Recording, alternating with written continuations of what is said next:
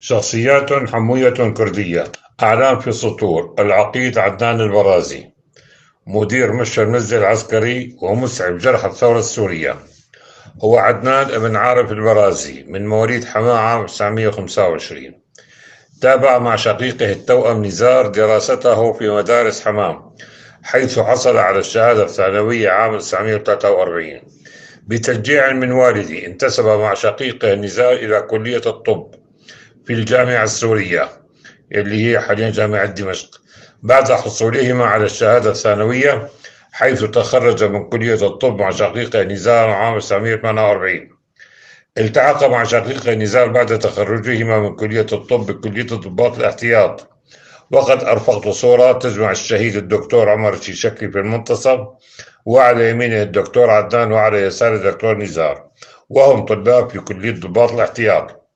تطوع في الجيش العربي السوري. تم إفادته إلى الولايات المتحدة الأمريكية للتخصص في الجراحة العامة عام 1952. في الولايات المتحدة تعرف إلى زوجته سيرين، وهي من أصل بولوني، ولم يرزقا بأولاد.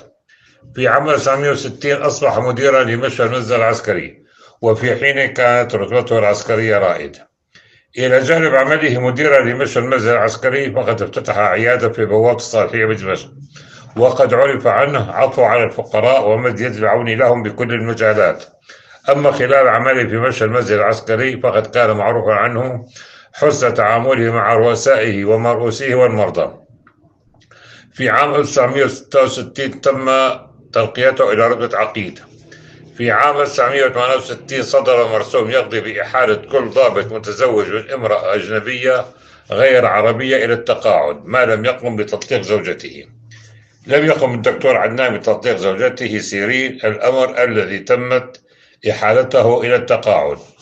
بعد إحالته على التقاعد توجه إلى الولايات المتحدة الأمريكية، حيث تم الترحيب به وبعودته وليعمل مديرا وطبيبا جراحا في أرقى المستشفيات الأمريكية بسبب الخبرة التي اكتسبها خصوصا في الجيش.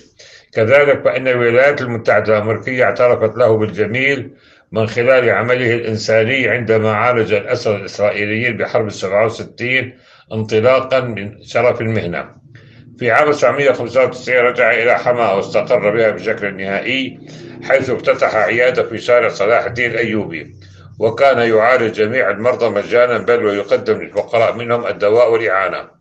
لدى قيام الثورة السورية عام 2011 وقد أصبحت نظافة ابن شقيقته خالد درويش البرازي مشفى ميدانيا مجهزا بالتجهيزات اللازمة قدر الإمكان، حيث كان الدكتور عدنان يعالج الجرحى ويقوم بإجراء العمليات الجراحية. في شهر تشرين الأول عام 2012 وافته المنية، وحيث أن الأحداث كانت دامية في حينها، لذلك خرجت له جنازة متواضعة اقتصرت على الأقرباء والأصدقاء، ثم فتحت تعزية في مضافة ابن شقيقته خالد درويش البرازي. المحامي معتز البرازي.